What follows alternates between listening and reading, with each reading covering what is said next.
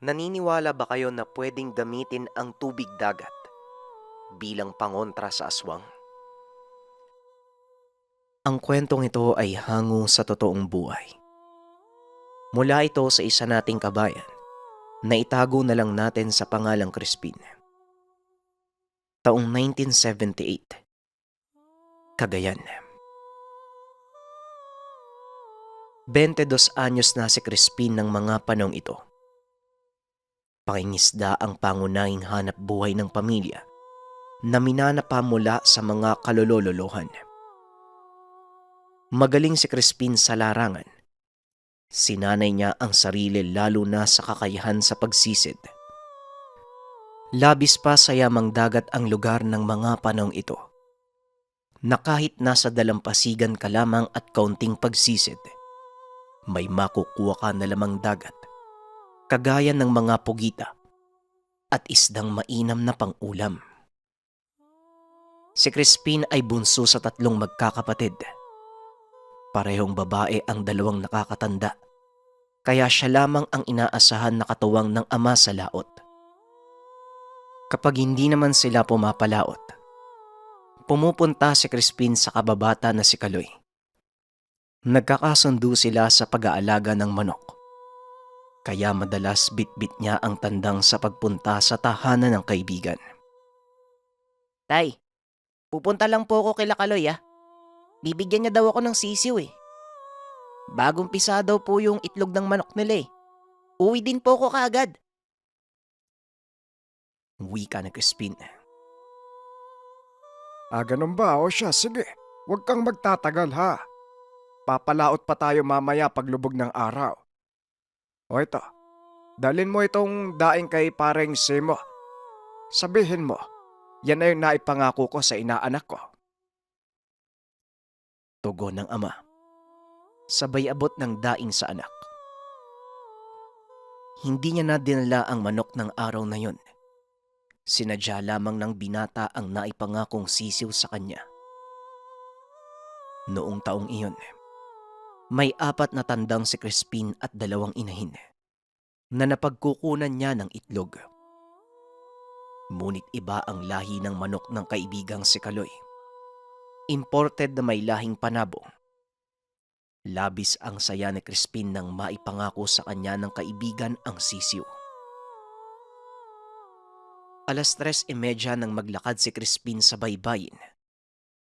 Bagamat may maayos namang kalsada papunta sa tahanan ni Kaloy, naisipan ng binata na sa gilid ng dagat na lamang dumaan. Mahiyain si Crispin at ayaw na nakikita ng ibang tao. Kung sa kalsada dadaan ang binata, hindi may iwasan ni Crispin na madaanan ang tahanan ng natitipuhang dalaga na si Almira. Kaya nakasanayan ang binata na dumaan sa dalampasigan dahil meron namang lusutan papunta sa bahay ni Kaloy. Paglagpas sa dulo ng barangay, kailangan niya pang umakyat ng burol. Ang tanging balakid lamang ay ang bahay sa dulo ng dalampasigan bago makapunta sa kalsada. Madadaanan niya ang malaki at misteryosong bahay. Abandonado na ito at matagal nang walang naninirahan. Wala itong kahit sinong kapitbahay. Nag-iisa lamang sa lugar. Kahit umaga, madilim ang bakuran ng bahay dahil sa mga naglalakihang puno. Hindi pa nararanasan ni Crispin na dumaan sa lugar ng walang araw. Kailangan niyang makauwi ng tahanan bago lumubog ang araw. Dahil ayon sa ama, may mga hindi maipaliwanag na kaganapan na mangyayari sa lugar pagsapit ng dilim. Noong binata pa ang tatay ni Crispin, napadaan sila doon ng 6:00 ng gabi. Bigla na lamang silang hinabol ng malaking aso. Hindi nila ito napansin dahil sa sobrang itim. Madilim ang tahanan kaya hindi talaga kaagad makikita kung meron mang tao o hayop sa tahanan. Paminsan naman, mula sa kalayuan ay nakikita ng mga residente na may nagsisindi ng ilaw ng bahay. Kaya takot ang mga taga-baryo na pumunta sa parting iyon ng barangay. Paniniwala nila, pinamugaran ito ng mga engkanto at mga malignong naninirahan sa kalapit na gubat. Siguro maganda tong bahay nung araw. Halatang mayaman yung may-ari. Bakit kaya nila inabando? Sayang naman yung lupain. Malaki pa naman. Wika ni Crispin habang nasa tapat ng kinakatakutang bahay. Tahimik itong nakatayo at pinagmamasdan ang bakuran. Namamangha siya sa disenyo ng bakod.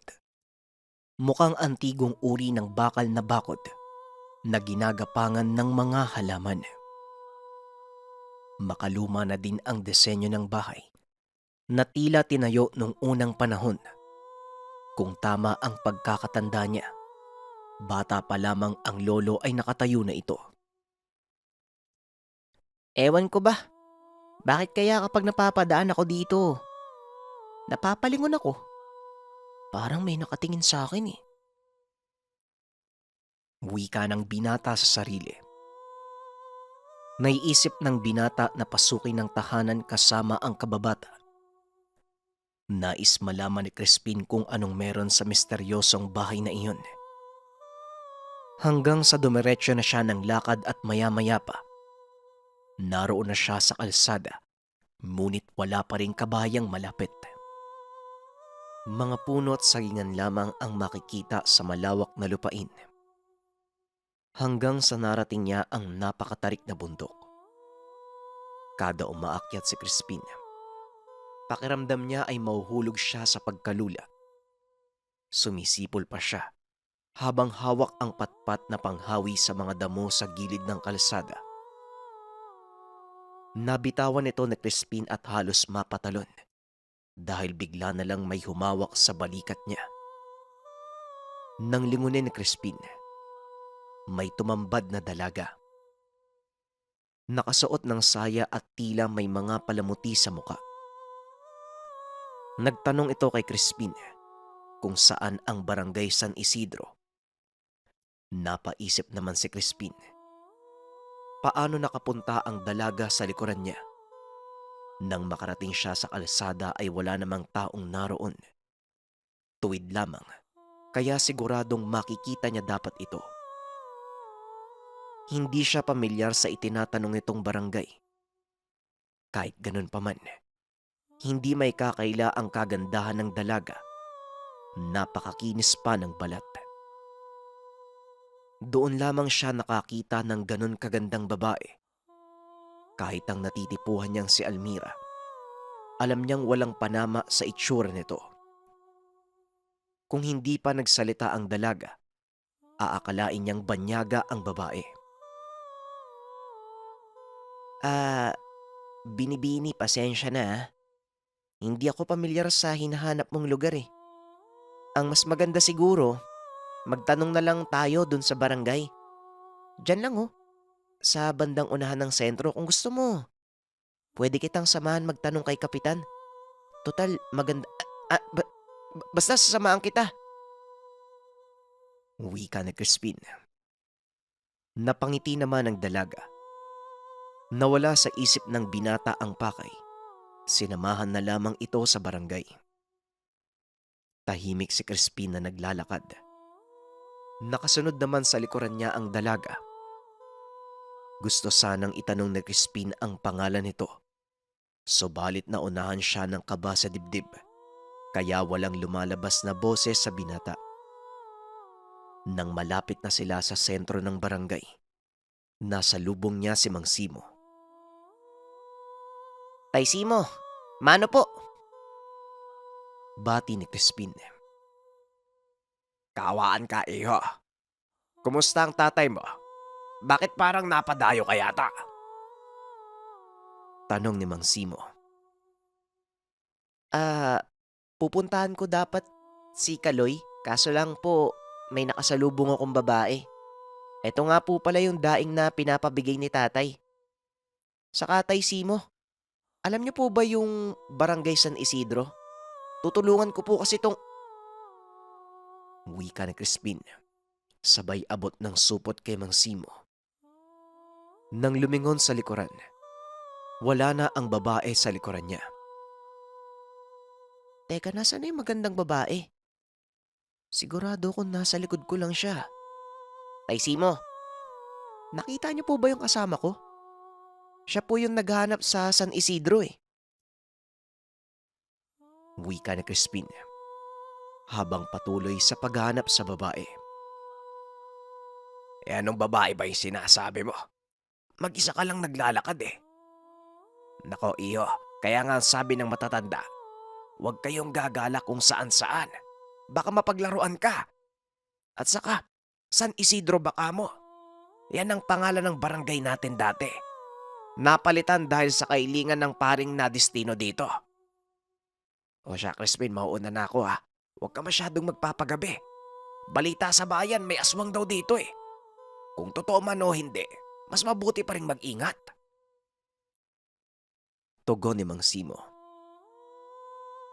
Sige po, bukas na lang din po ako siguro pupunta kay Lakaloy. Malapit na pong magdilim eh. Lalaot pa kami ni tatay. Tugon ni Crispin. Mas mainam pa nga yung ganyan. O siya, ikamusta mo ako sa tatay mo ha? Ipabot mo din ang pasasalamat ko sa bigay niyang daing. Wika ni Mang Simo sabay lakad palayo sa binata. Naiwan itong nakatulala at nakatingin sa matanda. Iniisip pa rin ni Crispin kung bakit nawala at saan pumunta ang babae. Sinunod naman ito ang payo ng matanda. Mag-aalas 6:30, kaya doon na siya dumaan sa kalsada. May mga kabahayan naman sa lugar, kaya kampante na si Crispin na maglakad kahit madilim. May iilang mga residente na siyang nakakasabay sa paglalakad. Ngunit ramdam ng binata na tila wala siya sa sarili ng makauwi ng tahanan. Iniisip pa din ni Crispin ang dalaga.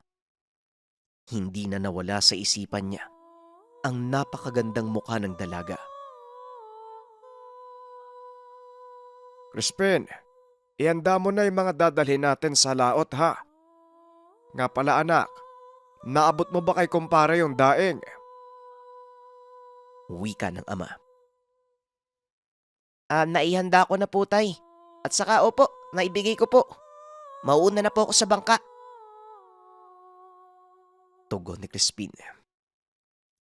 Nagtataka ang ama sa kinikilos ng anak. Alam niyang merong kakaiba. Ni hindi na ito naganap ng makakain at dumiretso na lang sa dalampasigan. Kinutuba ng ama. Kaya nagbaon ito ng inumin na may konting asin na natutunan niya sa yumaong lolo. Kasabay ng pinitpit na ugat ng sulasi, pag-akyat ng ama sa bangka, pinaamoy nito kay Crispin ang dinikdik na sulasi at pagkatapos pinainom ng tubig na may asin. Bagyang umiling si Crispin na tila wala siyang alam sa mga nagaganap. Tay, gabi na po pala. Sa pagkakatanda ko, nasa sentro po ako eh. Paano po ako nakarating sa bangka? Tanong ni Crispin. Naku anak, may nakausap ka habang papunta kay Lakaloy. Sinabi ko naman sa'yo huwag kang dadaan sa dulong tahanan. Lalo na't 3:00 pa ng hapon ang napili mo. Sa palagay ko, napaglaruan ka. Kaya anak, kapag dumaan ka uli doon, magtabi-tabi ka para hindi na maulit yan. Wika ng ama. Tumango lamang si Crispin bilang pagsang-ayon dito. Masagana at madaming nahuli sa lambatang mag-ama. Tila kusang lumalapit ang mga lamang dagat sa bangka. Tay, mukhang maaga tayo makakauwi ngayon ah. Halos papuno na po yung bangka sa huli. Baka naman hindi na kayanin ang bangka natin. Tanong ni Crispin. Huling ahon na lang anak. Pagkatapos uuwi na tayo. Hindi rin magandang maging ganid sa biyaya ng karagatan. Sana nga lang, Ganito palagi kada laot natin. Tugon ng ama. Maraming nakuha pag-ahon ng lambat. Kinakailangan pa nga nilang pakawalan ang iba dahil sobra na ang nahuli ng bangka. Kagaya ng sinabi ng ama, hindi mainam ang pagiging ganid.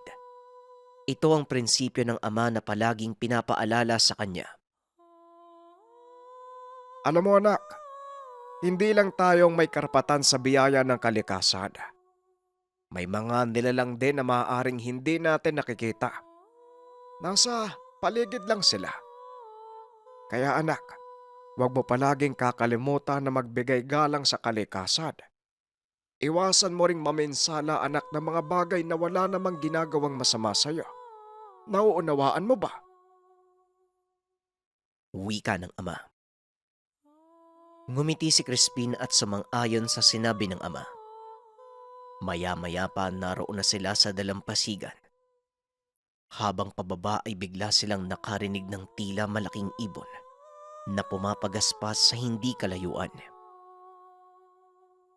Anak, bilisan mo! Bumaba ka na dyan! Lumapit ka muna dito! Utos ng ama, na nooy nasa mas malaking bangka na nakadaong sa dalampasigan. Tay, ano po bang ginagawa niyo dyan? Bakit po kayo nakayuko? Tanong ni Crispin. Mamaya ka na magtanong, bilisan mo! Lumapit ka na dito at huwag ka magingay! Tugon ng tatay. Bakit po ba, Tay? Ano po bang nangyayari? Merong aswang. Narinig mo ba yung tunog kanina? Aswang yon! Meron ako nakaengkwentrong aswang anak. Noong pinagbubuntis ka pa lang ng nanay Lope mo. Alanganin tayo dito. Walang sasaklolo sa atin kung sakaling dumugin tayo niyan. Mas mabuti dito sa tubig dagat. Hindi yan makakalapit sa atin. Takot yan sa alat. Isa pa, matatabunan ng lansa ng isda ang amoy natin. Sana lang, wag yang magtangkang dumapo sa bangka. Kaso, may kwentong isang mangingisda na nilawayan ng aswang ang mga huling isda. Marami sa mga nakakain ang nagkasakit. Yung ilan pa nga nabaliw. Pagpapaliwanag ng ama. Muling dumaan ang nilalang sa itaas ng mag-ama. Ngunit ngayon ay mas malapit na ito. Napatakip ng bibig ang mag-ama. Habang si Crispin naman, todo siksik sa gilid ng bangka. Kahit maginawang tubig, hindi niya na ito alintana ng mga panong iyon. Maya-maya pa ay may narinig silang pagsigaw. Tulog! Tulog! May aswang! Wika ng lalaki. Nagkatitigan ng dalawa. Naririnig nila ang mga pagaspas ng pakpak. Tila may inaataking tao na pamilyar kay Crispin. Tay, si Mang Igni yata yan eh. Inaatake siya ng aswang. Wika ni Crispin. Magmadali na tayo. 3 laban sa 1. Kaya natin yan. Basta mag-iingat ka. Huwag na huwag kang magpapakalmot o magpapahawak sa aswang. Kapag hinabol ka, dumiretso ka sa dagat. Tulungan mo muna ako anak. Itulak natin yung bangka sa malalim na parte. Pagkatapos ibaba mo yung angkla. Kung sakaling habulin tayo, dito tayo babalik para magtago. Matapos maitulak ang bangka, sabay na lumabas ang mag-ama. Dala ang sagwan at itak. Sumugod ito at hinanap ang pinanggagalingan ng tinig. Handa na silang lumaban upang masaklolohan ang kabarangay. Subalit natigilan ang mag-ama at nabitawan ni Crispin ang sagwan. Teka, Tay, ano po gagawin natin? Tanong ni Crispin. Kapag nagbigay ako ng hudyat, bilisan mong lumusong sa dagat. Kung kaya mong sumisid, sumisid ka. Magtago ka sa mga bangka. Nasa harapan nila nakatayo ang nilalang. Ngunit hindi naman nila nakita si Mang Igme sa lugar. Saklolo, may aswang. Tulungan niyo ko. Wika ng nilalang. Kasabay ng pagtawa na tila boses na nanggagaling sa ilalim ng lupa. Kinilabutan ang mag-ama. Wala si Mang Igme. Ang lumilikha ng boses, walang iba kung hindi ang aswang. Kagad sumigaw ang tatay ng takbo. Magkasabay na tumakbo ang dalawa. Habol hininga man, pilit pa rin nilang inabot ang dagat. Mabilis na ibinuka ng aswang ang pakpak at lumipad paitaas palapit sa mag-ama. Anak, kapag sinabi kong dapa, dumapa ka. Opo, tay. Opo. Sabay na dumapa ang dalawa upang makaiwas sa pagdagit ng aswang. Pagkatapos ay muling tumakbo ang mga ito. Sa kabutihang palad ay matagumpay nilang narating ang tubig. Sumisid ang dalawa. Sinikap na makapunta sa mga nakadaong na bangka. Gagamitin nila ito upang makaiwas sa pagdagit ng aswang at makapagtago. Labis ang kaba at pangangatog ng mga tuhod ni Crispin. Tay, ano pong gagawin natin? Parang walang balak umalis yung aswang eh. Wika ng binata na nooy hindi na malaman ang gagawin. Dito lang tayo, anak. Antayin natin ang iba pang kasama. Konting tiis lang. Malapit na rin magbukang liwayway. Mamaya aalis na yan. Alin man sa dalawa ang mauna. Ang mahalaga hindi tayo malapitan ng nilalang. Tugo ng ama. Ngunit kung akala nila ay ligtas na, doon sila nagkamali. Biglang tumunog ang ibabaw ng bangka na tila may mabigat na bagay na bumagsak. Tay, ano pong gagawin natin? Nasa bangka po yung aswang, tay. Wika ni Crispin habang nakikita ang mga pakpak sa ibabaw ng bangka. Inisa-isa nito ang mga bangka at sinisilip ang mga sulok kung naroon ba ang hinahanap. Wala na silang mapagtataguan. 2 bangka na lamang ay matutunton na sila ng aswang. Hanggang sa naalala ni Crispin ang tubig na may halong asin. Wala nang ibang paraan. Kapag hindi ko to ginawa, pareho kaming mapapahamak. Wika na Crispin. Marahan siyang lumipat ng bangka. Dahan-dahang dumungaw. Isinaboy niya ang tubig na may asin sa mata ng aswang. Buong puwersa niya itong hinila upang malaglag doon sa dagat. Napakalakas na angil ang bumalot sa buong lugar. Halos mabingi ang mag-ama sa ingay. Kagad namang umakyat ng bangka ang mag-ama. Kinuha nito ang lambat. Inihagis sa tubig kung nasaan ang aswang. Umakyat na din si Crispin sa bangka. Hinatak nilang mag-ama ang lambat. Inabangan ang paglitaw ng aswang. Buong lakas itong hinataw ng sagwan habang patuloy pa rin sa pagpupumiglas sa loob ng lambatang aswang. Demonyo ka. Akala mo mapapatay mo kami, ah? Antayin nating mag-umaga.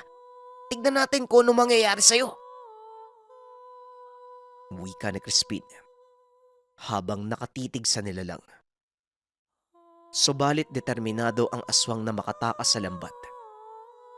Umangil ito ng napakalakas na tila napapaso sa tubig alat. Muli itong hinampas ng sagwan ni Crispin. Tama na. Hindi na ako babalik sa baryo nyo. Pakawalan nyo ako. Wika ng aswang. Huli na ang lahat para sa'yo. Dagat na mismo ang bala sa kapalaran mo. Aalis kami dito. Kung sakaling makawala ka bago tumirik ang araw, mapalad ka. Tay, umuwi na po tayo. Bahala na po sa kanya yung dagat. Wika ni Crispin. Naalala niya ang turo ng ama. May karapatan ang lahat sa biyaya ng kalikasan Ipinaubaya pa rin ng mag-ama sa kalikasan ang kahahantungan ng buhay ng aswang. Dumiretso nang umuwi ang mag-ama.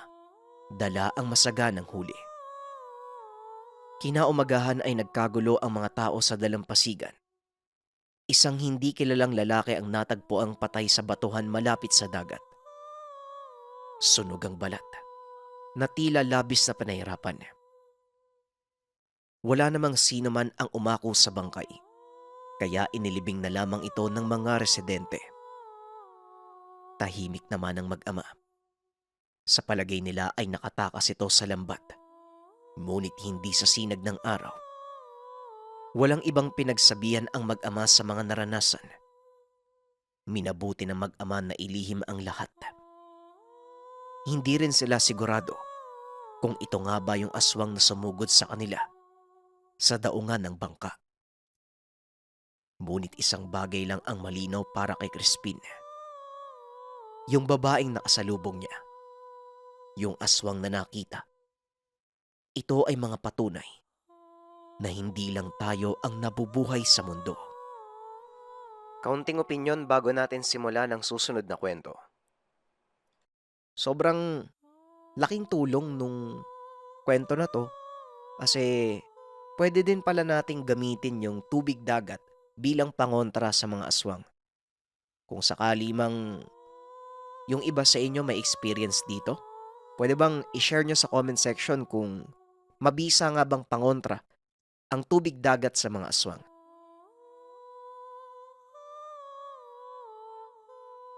Ang kwentong ito ay hango sa totoong buhay. Mula ito sa isa nating kabayan na itago na lang natin sa pangalang Ira. Taong 2000, Davao del Sur.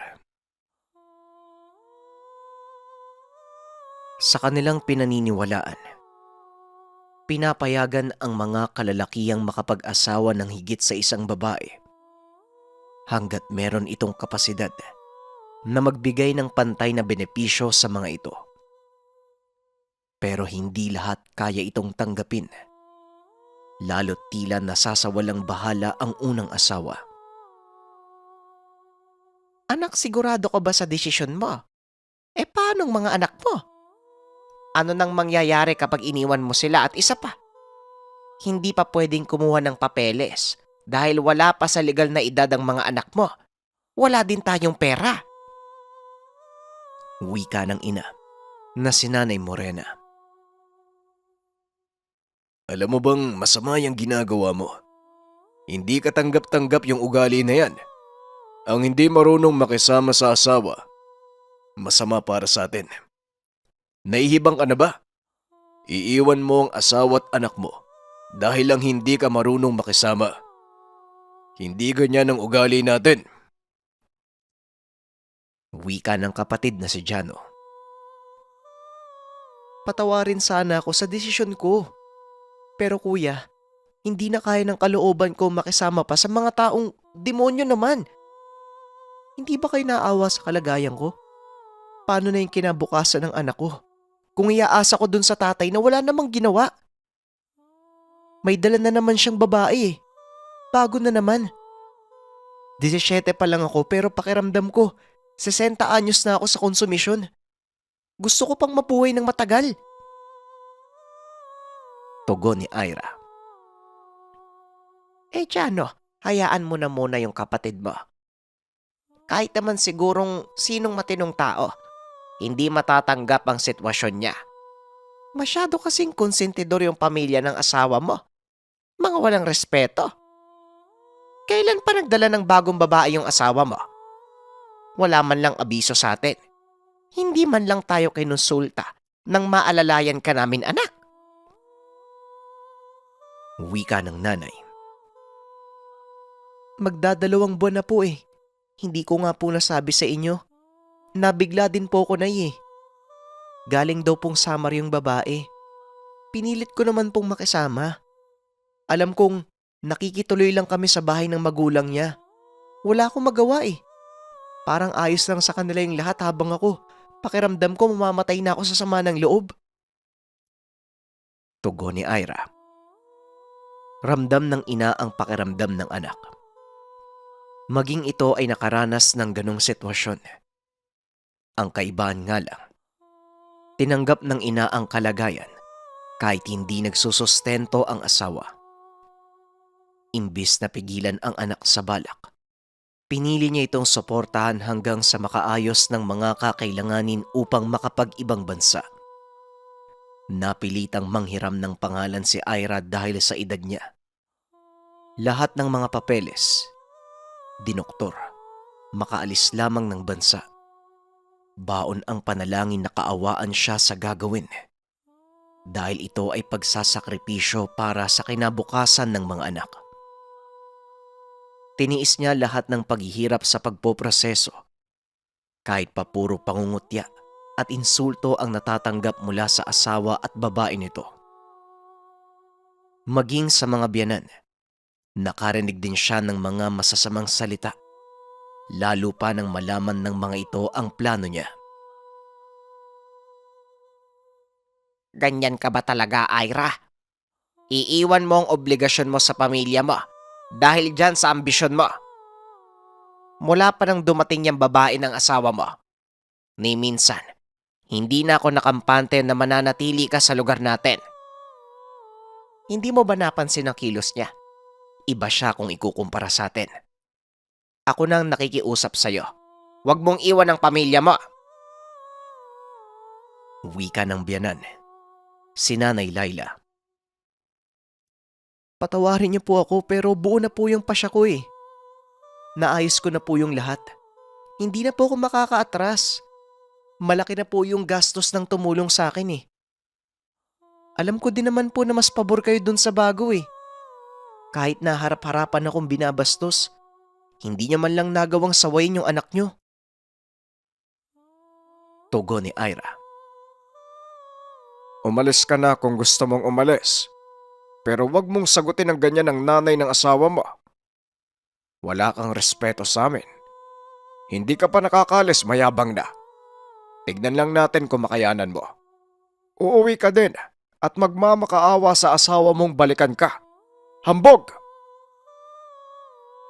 Wika ng tatay na ang pangalan ay Khalid. Kahit gusto niyang sumbatan ang mga karap, hindi niya ito ginawa. Yumuko na lamang at tumalikod. Pumasok sa loob ng kwarto at binuhos sa pagdarasal ang lahat ng nararamdaman. Ilang araw na lang ay aalis na siya. Walang paglagyan ng kalooban ni Ira. Ngunit ganun pa man, pinili niyang magpakatatag para sa dalawang anak. Iniisip niya ang kinabukasan ng mga ito at mas tumatatak sa utak niya na kailangan niyang magsumikap. Sa iilang araw na nalalabi, sinulit niya ang oras na kasama ang mga anak. Napagpasya ni Ira na iwan ang mga anak sa ina. Ngunit hindi pumayag ang asawa. Bagkus pinilit nito na siya ang mag-aalaga sa dalawa. Nababahala man, nagdasal na lamang siya upang lumakas ang kalooban. Napabuntong hininga ng malalim si Ira, kasabay ng panalangin pamproteksyon sa mga may iwang mahal sa buhay. Dumating ang takdang araw ng pag-alis ni Ira. Pinili niyang gabi umalis upang hindi makita ng mga anak. Ngunit bago pa man ang biyahe, nagdasal muna siya ng madami para sa mga anak at para na din sa ikakapanatag ng kalooban. Hindi naging mapalad si Ira sa unang mga buwan ng pagtatrabaho dahil hindi marunong magsalita ng Ingles. Lahat ng pang-aalipusta ay naranasan niya. Pero tanging mga anak lang ang naging lakas. At kada hirap na sinasapit, nangingibabaw sa kanya na may awa ang ama. Ilang buwan niyang hindi nakausap ang pamilya dahil sa mga nangyayari sa kanya. Palipat-lipat ng amo si Ira. Hanggang isang araw, nailagay siya sa among binigyan siya ng pagkakataong matuto. Masipag at matyaga si Ira kaya hindi nagtagal. Naging maayos ang kalagayan nito. Binigyan siya ng amo ng kalayaang makakonekta sa mga kaibigan, lalong-lalo na sa pamilya. Unang tawag pa lang sa telepono, problema kaagad ang bumungad sa kanya.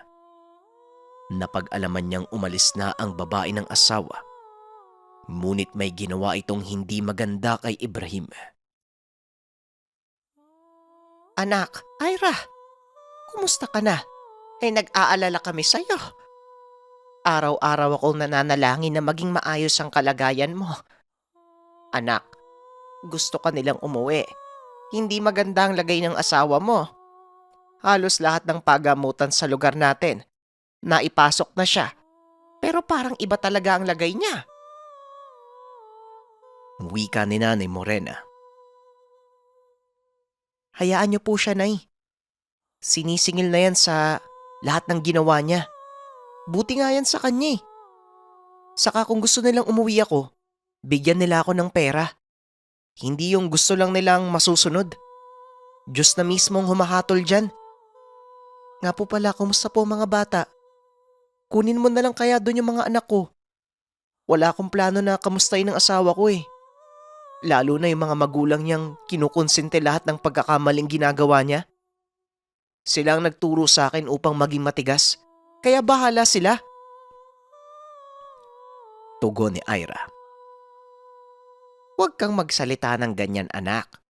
Ano man ang pagkakasala sa'yo, hindi dapat ikaw ang magbigay ng parusa sa kanila. Tanggalin mo yung galit sa loob mo nang makausad ang kalagayan mo. Maiba nga ko, Ira.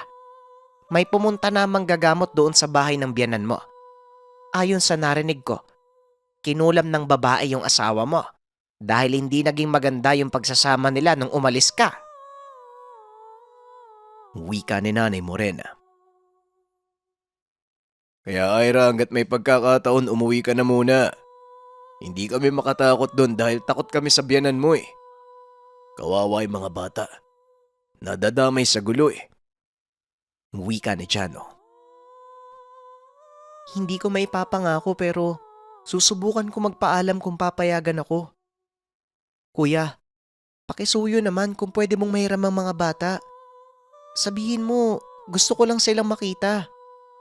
Sa kanay pakiusap po kung may magagawa po kayo para makuha yung mga bata, kunin nyo na. Hindi po ko mapanatag eh. Hindi ko alam kung ligtas ba sila doon eh. Wika ni Ira. Susubukan namin ni Nanay na puntahan sila. Sige na, tatawag na lang kami kung ano man mangyayari. Sa ngayon magdasal ka muna na sana maging maayos ang lahat. Tugon ni Jano. Naging mabigat ang pakiramdam ni Ira. Halos hindi siya makatulog at makakain dahil sa mga nalaman. Napagpasya niyang kausapin ang mga amo na umuwi na muna ng Pilipinas. Binanggit ni Ira na para ito sa pamilya. Pumayag naman ang mga amo sa kondisyon. Babalik siya para sa panibagong kontrata. Hindi na ito nag-abiso pa sa pamilya. Inayos na ang mga kailangang papeles para makauwi. Paglipas ng ilang araw, nasa paliparan pa lang hindi mawari ni Ira ang pakiramdam. Hindi siya umuwi sa tahanan ng asawa, bagkus ay dumiretso sa bahay ng ina. Gabi na nang makauwi ng tahanan, pinagpahinga siya ng ina at bukas na pupunta ng asawa. Maging ang kapatid ay naging emosyonal. Kinabukasan. Magagahan na muna tayo ha, Ira. Ihanda mo yung sarili mo. Hindi natin sigurado kung anong madadatnan natin sa lugar. Ngayon pa lang, napapaisip na ako kung kailangan ba nating tumawag ng manggagamot. Nababahala lang ako eh. Ang balita ko, hindi basta sumpa ang tumama sa asawa mo. Baka madamay tayo. Pati na din ang mga anak mo. Wika ni Nanay Morena. Nay, puntahan kaya natin yung albularyong tumingin kay Ibrahim. Kakilala ko po yun eh. Malapit lang naman po dito yung bahay niya. Daanan natin bago tayo tumuloy, Ira. Dati kasi nagpatingin sila, kaso ayaw nilang maniwala. Yan ang naging resulta. Wika ni Jano. Nakita niyo po ba yung babae ni Ibrahim? Unang beses ko pa lang po siyang makita. Unang beses na makasama sa bahay, masama na yung kutob ko eh. Hindi ako sigurado kung saan siya nakilala ni Ibrahim. Pero hindi bali na. Wala na akong ibang gusto ngayon kung hindi makuha yung mga bata. Yung mailayo sila. Ayoko madamay tayo sa gulo eh. Lalong-lalo na po yung mga anak ko. Matapos makapag-agahan, iisang baryo lang naman sila. Nasa kabilang bahagi lang ang tahanan ng asawa. Kaya hindi na nila kailangan pang sumakay. Dinaanan na din nila ang sinasabing manggagamot. Ngunit maraming pasyente na nakapila ng mga oras na yun. Nakipila na lang din sila dahil nakakaya naman kung basta na lamang papasok sa lugar. Magtatanghali na nang makausap ang manggagamot. Kagad namang inilahad ang pakay sa albularyo. Napailing ito. Kumunot ang noo nang marinig ang pangalang Ibrahim.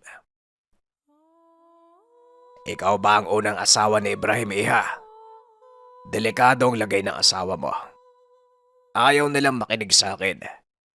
Ilang beses na akong nagpaalala. Ang mahirap, marami na silang nailagay na mga gamot.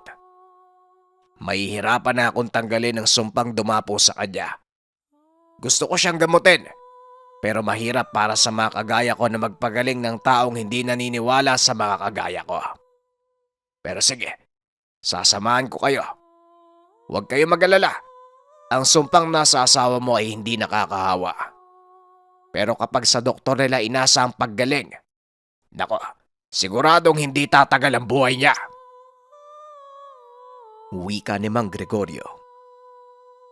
Bahala na po sila, Mang Gregorio. Sila po yung gumawa niyan eh. Sila po yung gumawa ng ikakapahamak nila. Wala po akong pakialam sa asawa ko. Gusto ko lang pong mabawi yung mga bata. Saka, kabayaran po yan sa lahat ng ginawa nila sa akin. Tama lang po yan. Tugon ni Ira. O siya, sige na, magtatanghalian na. Ira, pakiusap. Ikalma mo yung sarili mo pagdating mo doon. Maayos tayo makipag-usap sa kanila. Ayaw natin ng gulo. Hindi ito magiging madali, kaya ihanda mo ang kalooban mo. Wika ni Jano. Bit-bit ang iilang gamit sa panggagamot. Sumama ang matanda sa kanila. Hindi na muna tumanggap ng mga pasyente nung hapon dahil walang mag-aasikaso. Matapos ang ilang minutong paglalakad, narating na nila ang tahanan ni Ibrahim.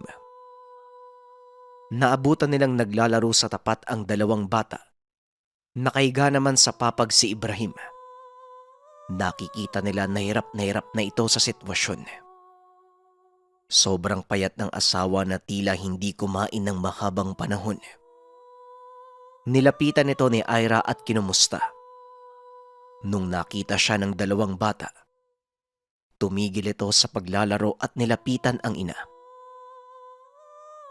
Naisan ka po nang galing? Hinanap ka po namin ah. Ayaw pong sabihin ni tatay kung nasan ka. Iyak kami ng iyak ni Kamal eh. Lalo po to si Kamal, ilang gabi na po siyang hindi nakakatulog ng maayos kakahanap sa inyo. Pagising namin isang umaga wala ka na. Nay, wag mo na kaming iwan. Wika ni Fahad. Anak, kailangan ko magtrabaho eh. Kita niyo namang may sakit si tatay, di ba? Nasaan si lolo't lola niyo? Kayo lang ba'y nandito sa bahay? Tanong ni Ira. May ginawa lang po dun sa bukid. Mamaya po nandito na yon. Hindi kami sumama. Walang magbabantay kay Papa eh. Nay, ipagamot po natin siya. Wika ni Fahad. Gagamutin natin siya. Sa ngayon, mas mabuti sigurong tawagin mo muna ang lolo't lola mo. Umpisaan natin. Tanggalin natin ang sumpa na meron ng tatay mo. Wika ni Mang Gregorio. Kasama ang kapatid, Pinuntahan ng dalawa ang kinaroroonan ng dalawang matanda.